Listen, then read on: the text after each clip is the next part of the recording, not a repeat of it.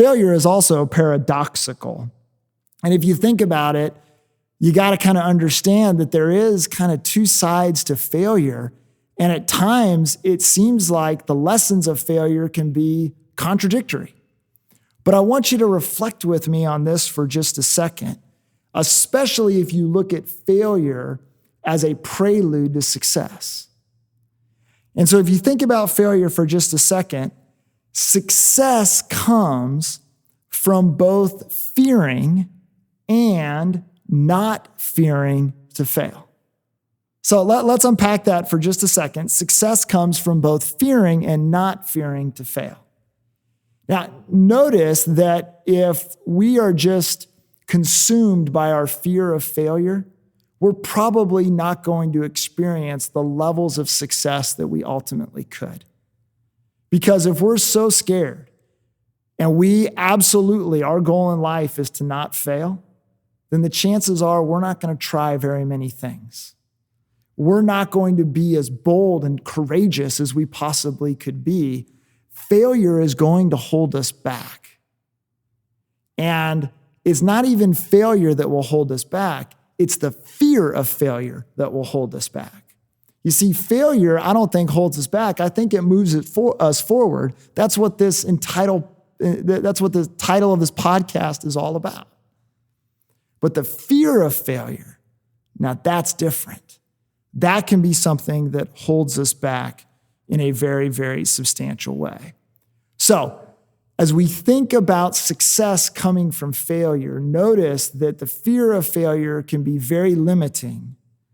But I also want us to understand that the fear of failure can also be that which causes us to be successful. Because the fear of failure is motivating. The fear of failure, wanting to win instead of losing, wanting to be successful and make the business work, as opposed to having to deal with the fact that it didn't work. Those kind of things can be great motivators for us. And again, a healthy perspective of failure, I think, instead of limiting us, it actually gives us the courage to do more than we could ever imagine. I remember graduating from law school. The gift you get in graduating law school is you get to take the bar exam. And the bar exam is this absolutely miserable 2 or 3 day experience that you've got to spend about 6 weeks or so preparing for. It really starts on kind of the Monday after you graduate from law school. And many times, as you think about the bar exam, the people who struggle with the bar exam are the people who end at the very top of their law school class and the people who end up at the very bottom of their law school class. The people who end up at the bottom of their law school class, they struggle because they perhaps just don't quite have what it takes in order to pass the bar. Those at the top, the reason that they struggle, in my opinion, is because they don't take it serious enough. They've experienced so much success that they get to a place to where perhaps they think they don't have to work as hard and they can still be successful on the bar exam. But the bar exam has humbled many, many people. And it's in light of that that I feared so much failing the bar exam.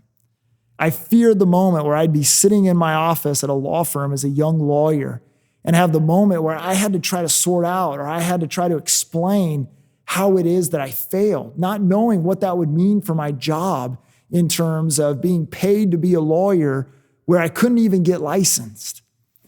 And because of that failure, I absolutely worked my tail off to pass that test.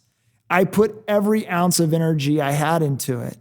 And by the grace of God, I passed. But I'll never forget that lesson as well. And I valued that fear of failure because that fear of failure caused me to, at 9 o'clock at night, when everyone was going to bed, to find the energy and the discipline to go spend another 3 hours studying. I wouldn't have done it other than the fear of failure. And so failure is paradoxical. It can limit us, but at the same time, it can motivate us It all depends on how it is that we approach failure and how we use failure and how we see failure.